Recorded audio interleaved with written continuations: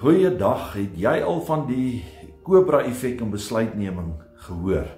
Dit is hierdie goed bedoelde besluite wat onbedoelde gevolge gehad het. Dit het in Indië en Delhi gebeur tydens die koloniale tydperk. Onder Britse beheer was daar Cobra-plaag en die owerhede het gedink om hierdie plaag op te los, gaan hulle inwoners vergoed vir elke dooie Cobra wat hulle ontvang.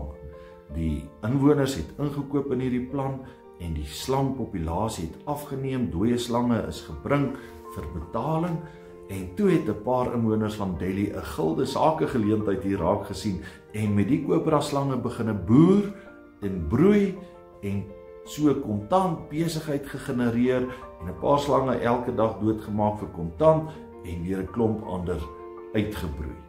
Toe die Britse owerhede van hierdie verwikkelinge verhoor het hulle dadelik die plan gestop.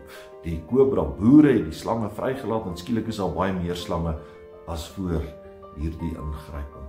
'n Goed bedoelde plan met onbedoelde gevolge.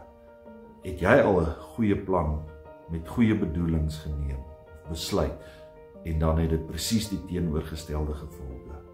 Abraham en Sara worstel met hierdie probleem.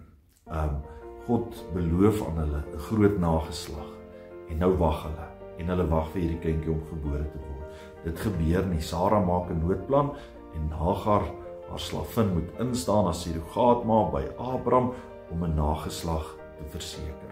'n Goed bedoelde plan met onbedoelde gevolge en skielik is daar spanning in die huis. Hagar minag vir Sara, Sara behandel vir Hagar sleg. Hagar se seun Ismael lag vir Sara en Isak en uiteindelik word hulle uit Abraham en Sara se huis weggejaag. Hierdie planne wat Abraham en Sara gemaak het, was goed bedoel, maar dit het elendige gevolge gehad. Hulle het 'n reuse fout gemaak deur nie op die Here te wag nie, deur nie die Here te raadpleeg nie, deur nie sy tekens raak te sien nie. As jy goeie planne wil neem, raadpleeg die Here, ken hom in al jou besluite, vra sy weg, vertrou die Here, hy gee vir ons tekens om ons te versterk. Hou vas aan sy beloftes. Onthou, geloof gaan nie om die vervulling van my behoeftes nie, maar ten diepste om God te vertrou, selfs al gaan dit ook nie goed nie. Mag ek en jy goeie besluite neem en God vertrou. Amen.